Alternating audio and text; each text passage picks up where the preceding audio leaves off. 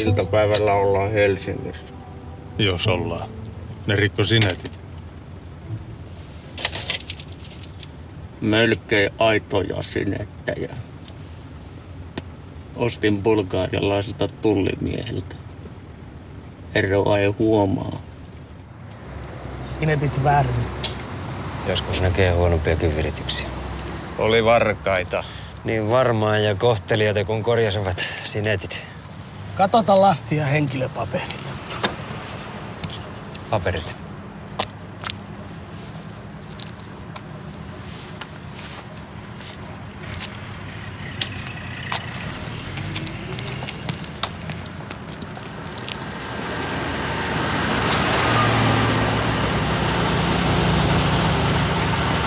Mitä täällä on tekeillä? Ettekö lue lehtiä? Helsingissä on meneillään Maailmanpankin vuosikokous.